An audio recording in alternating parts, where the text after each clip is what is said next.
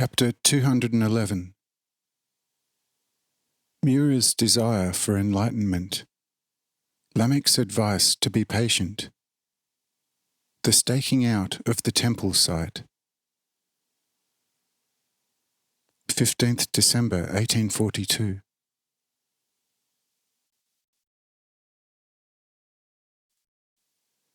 Mura hardly trusted his eyes and ears. But, having risen according to Kissahel's bidding, he said to Lamech, "My wise king and lord, permit me, your servant, to say just a few words. For I must have light in this matter, or I will rather die or miserably perish than remain in this darkness where I cannot see how the miraculous things that happened to me could possibly have occurred. If you, O King and Lord, should know something about it, do tell me.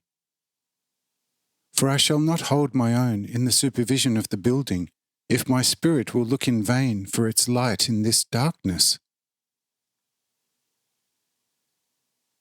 And Lamech answered Mura, "Listen, friend and brother, your zeal is laudable. This I may well tell you. But to reveal to you God's ways, look, there you turned to an incompetent man, for this is as good a riddle to me as it is to you. As for me, I will comply with the Lord's will. If it is right and good for my salvation, I shall learn it at the proper time. However, if that is not the case, it shall not bother me again. But this much I do know now, namely, that whatever happens, happens according to the Lord's will. And behold, this is enough for the moment. The Lord has wondrously proclaimed his will to me and to you. So let us first fulfill the same, and the Lord will then further decide what his most holy will for us will be. Behold, whatever we see is nothing but sheer wonders.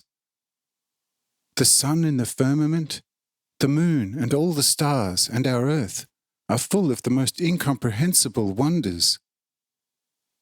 Who comprehends them in their true nature? Do you maybe want to die because you fail to comprehend it? Look, this is silly of you. So let go of it and comply with God's will. Everything else will be added to it, if it pleases the Lord. However, if it does not please him, it is by far better for us not to learn it, rather than learn it against the Lord's will. Rather let us go to the building site, there to stake out everything properly, according to the plan, and then assign the work to the workers. Do you not agree to this?" And Mura said, overcome with remorse at Lamech's words, "O King and Lord, may God the Almighty give you a long life, for only now do I fully realize that you are endowed with true wisdom by God. For you have completely stilled my desires. Therefore, I will be your most diligent servant throughout my whole life. All honor and all praise for this be to God forever. Amen." Thereupon he summoned his subordinate builders and told them to follow him and the lightful king to the building site, which the king would indicate to them. Presently, by 30 in number stepped out of the crowd.